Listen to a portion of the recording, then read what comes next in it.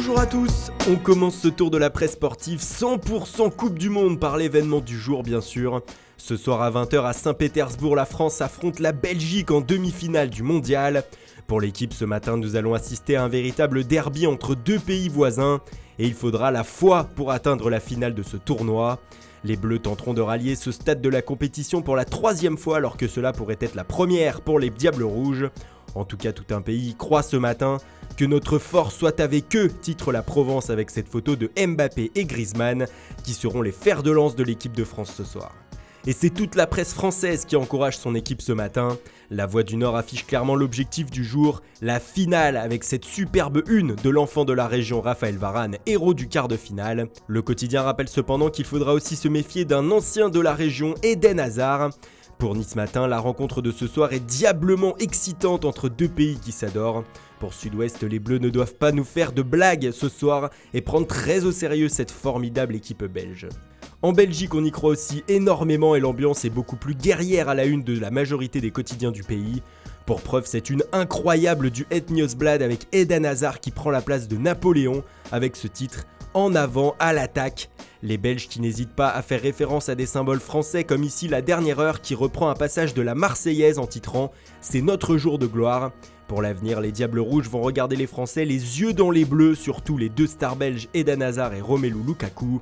Enfin, pour un dernier journal local, la Gazette d'Anvers, nous allons les prendre avec encore une fois une photo du joueur de Chelsea pour appuyer la une.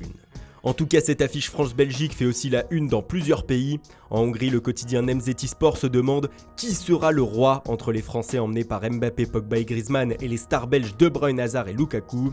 En Pologne, on se base sur un aspect du jeu des deux équipes qui pourrait être déterminant, la vitesse. Entre Mbappé et Hazard, c'est Fast and Furious pour le média local. En Angleterre, pour The Independent, ce match oppose les meilleurs ennemis. Enfin, en Espagne, pour les Sportius, c'est le technicien espagnol Roberto Martinez qui occupe la première page. L'ancien coach d'Everton a l'occasion de qualifier la Belgique pour une première finale de Coupe du Monde. Le vainqueur de ce soir devra néanmoins attendre avant de connaître son adversaire en finale. En effet, la deuxième demi-finale entre la Croatie et l'Angleterre se déroulera demain soir. Les tabloïds anglais mettent déjà la pression comme ici le Sun qui titre « La victoire ou le flop » avec un jeu de mots sur flop avec le mot bus. Les Anglais ont envie de parader après une nouvelle victoire, mais ils savent aussi qu'ils peuvent rentrer à la maison après ce match.